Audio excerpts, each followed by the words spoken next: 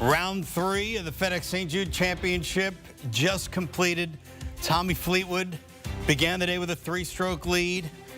With a birdie on 16, he looked to continue into Sunday with a 3-stroke lead. But on 18, after missing the fairway for the first time all day, had this for par. Missed it, 2-stroke swing with Justin Rose, and it is a 1-stroke difference between Fleetwood and Rose as we head to the final round. And as we make the turn for home at TPC Southwind, we say hello to Shane Bacon and Matt Every. We got to start with Tommy Fleetwood, highest ranked player in the world, number 9, without a tour victory. He's in position again, Matt. Tommy Fleetwood, how would you assess his play through 3 rounds here at the St. Jude? Well, the first 2, Russ, were great, but today I absolutely hate this round of golf Tommy just played. You mentioned he just missed one fairway. Look, this is a guy that's been picking this place apart with the approach play. If you told him at the start of the day, Tommy, you're only going to miss 1 fairway, he would have taken that in a heartbeat. And we got a barn burner heading into tomorrow. Tommy's going to have to do something different in the morning if he wants a different result. You know, the definition of insanity is doing the same thing over and over and getting the same results. If I'm Tommy, I'm switching up my mindset tomorrow or my morning routine, one or the other, but something has to change. Maybe go play the golf course the first few holes. You got Scotty Scheffler nipping on your heels. Instead of watching what Scotty does, Go play the first 3 holes, and if you can beat what the field has done, maybe in the first few, half of the field on the way out, look at it that way and play the golf course because your stuff is really good right now. You just cannot be looking in the rearview mirror. Matt, is it fair to say that Tommy in PGA Tour events feels very similar to what we went through with Rory in the majors, the last few years where, you'd be so close every time and then you get to Sunday and it felt like it was a different approach or the confidence of the putter wasn't there.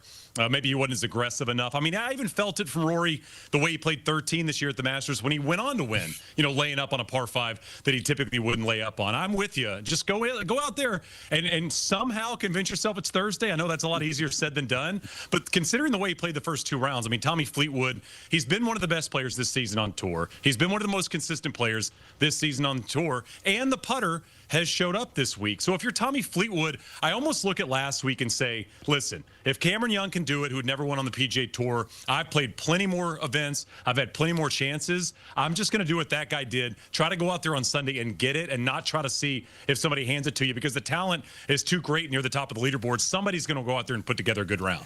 Fleetwood with a 3-stroke lead after 54 at the Travelers back in June. It's only a 1-stroke lead over Justin Rose. He was one of 19 players who had to finish their round 2 at the beginning of this day.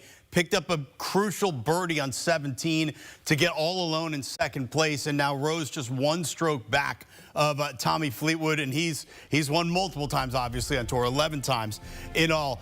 What do you make of the way Justin's been playing this week so far, Matt?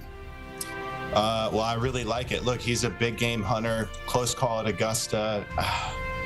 He's sticking around all week. I think it helped himself and Tommy Fleetwood out, Justin getting into that last pairing.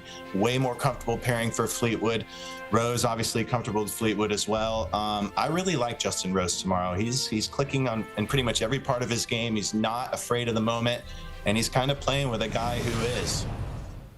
Yeah, he's 8th in strokes gained off the tee, 9th approach, 8th in putting, 2nd overall this week. He's hitting it really long, 310 average off the tee. I mean, this is young Justin Rose, or is this, mid-40s Justin Rose? Because he's playing like the 25-year-old that I think we expected week in, week out, him being in contention. And it's kind of been the year, right? I mean, early in the season, he played great. Later this season, he's been playing some really good golf. I like trending Justin Rose. I will say this about Tommy Fleetwood.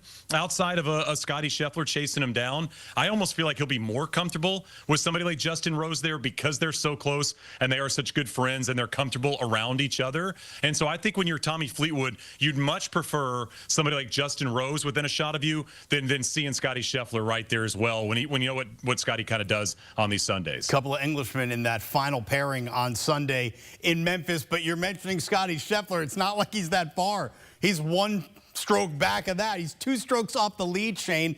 And Scotty Scheffler, very quiet so far.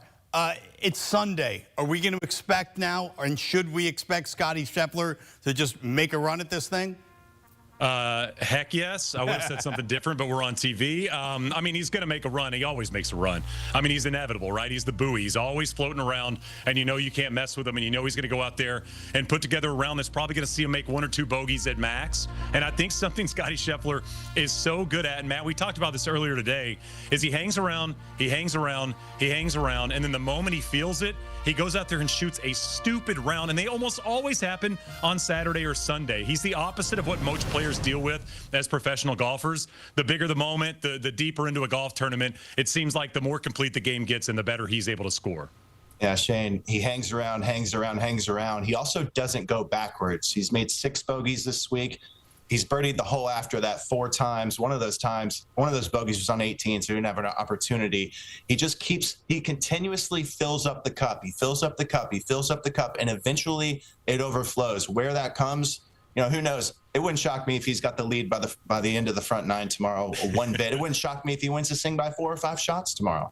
Scottie Scheffler, the best at least since Tiger Woods at that rebound birdie after making a bogey on a hole, and he's 2 strokes off the lead. We got a great Sunday in store for us at TPC Southwind. Gentlemen, Shane and Matt, thank you very much. And for more golf content, check out the Early Wedge. The Sportsline crew's got you covered 5 times a week. Get DFS lineups, pre-tournament picks, and live wagering. Watch the Early Wedge live on Sportsline's YouTube channel, or find episodes on the Early Edge podcast feed wherever you get your podcasts.